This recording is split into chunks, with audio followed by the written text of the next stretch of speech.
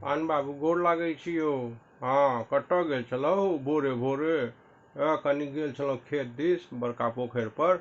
हाँ, देखलियै जे एहिबेर जे छै से धान बढ़िआँ भऽ जायत बुझलियै। हाँ, पानि तानि एहिबेर भरि भरि ठेहुन एखन लागल यऽ। अहाँ कहिया देबै? हम कहिया जनके कहने छियै बुझली। हाँ, ओकरा कहियो बेटीके बियाह रहै छै तऽ कहियो जे छै से साइरके बियाह रहै छै। हाँ, एखन कहलियै बौआ रे कनि आबि कऽ धन रोपनी नहि करबिही? कहलक हन गिरहत आबै छी कनि या बौआके दिल्ली छोड़ि आबै छी आ पढ़ै लए जाइ छी। हम कहलियै जो, हमरा तऽ बुझाइया एगो नहीं है, तू कनि कर रखना तोरा होते होता तऽ।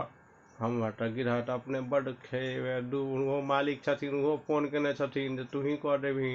आब सबके कनि हम उपज दै छियै ठीक कऽ कऽ, तऽ आब हमरा पर तऽ बुझिते छै सबके, तऽ हम नहि देबौ तोरा उपज? हम तऽ की कहै छै जे हमरा फ्रीएमे कऽ दे जाकऽ। गिरहत अहाँ तऽ तमसा जाइ छियै। एक बेर कनि एक कप हे चाय बनबै छथिन गिरहतनी, कनि हमरो लए कहि दे कनि चाह पीबै हमहूँ। एक कप चाय एकटा आओर कऽ दियौ कनि, इहो आयल छै। हाँ ठीक छै, सुन ना तऽ करबिही हमर? देखै छियै मालिक, पहिले एकरा सबके फरसियाबऽ दिअ तहन अहाँके हैत तऽ हम केओ अहाँके अच्छी नहि कहब जे हम कहि देब, लेकिन हम कोशिश करबै। चाय आबि गेलै है गिरहतनीके चाह, लेकिन हाथक बड्ड सुन्दर होइ छै। हम पीबै छी तऽ यार हमर मोन खुश भऽ जाइ, तेँ चलि आबै छी कनि चाह पीबै लए।